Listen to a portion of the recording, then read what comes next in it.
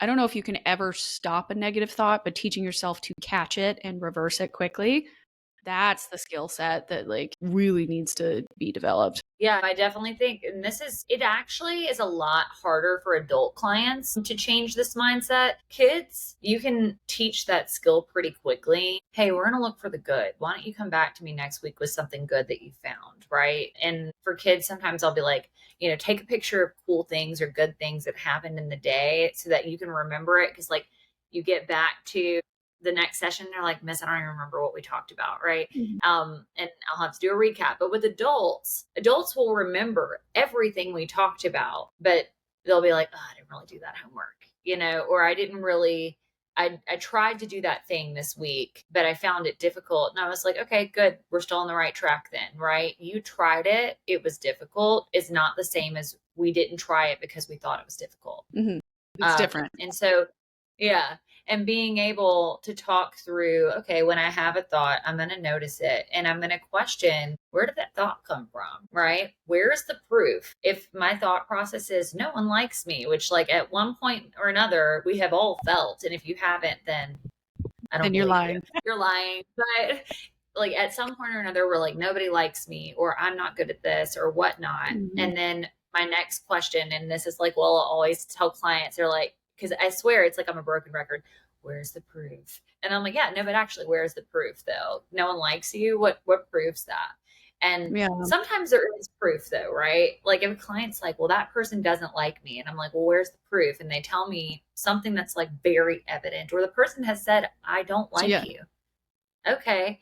Well, sometimes we find proof for the things that we think because they are in fact true. And that's us just picking up on it. And at that point, what are you doing with that information? Right? Can I control if that person likes me or doesn't like me? Nope. What can I do from there? I can figure out, okay, maybe that person doesn't need to be in my life anymore. If they don't like me, why are they my friend? Or why am I continuing to focus so much on what this other person thinks when they are not investing in me?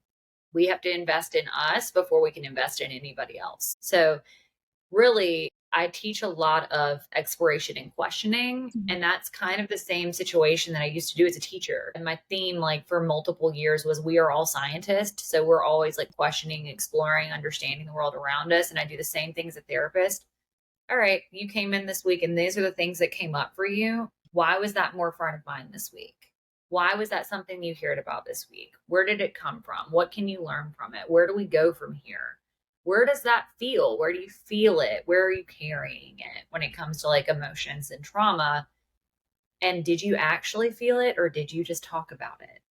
Because I think that's like, it's not only are we carrying these potentially negative and harmful thought processes, we're thinking, oh, well, I should be over this by now because I've talked about it a million times. And I'm like, that is not processing. That is verbally processing, Yeah. but that's not processing, Yeah. um, or feeling or healing. Mhm. And that is a whole other, then we dive in there and I will say to them, did you ever actually cry about this thing? I don't have time to cry. Interesting. You've had 20 plus hours this week to think about this problem. You don't have time to cry for 5 minutes. What is it? What's the worry about crying? What do you think that's going to lead to? And kind of going from there Right. to, because like we want to trigger the emotion. We want the emotion to come up because if we don't feel it, it continues. Avoidance always comes back, whether we like it or not, and often in ways we do not like.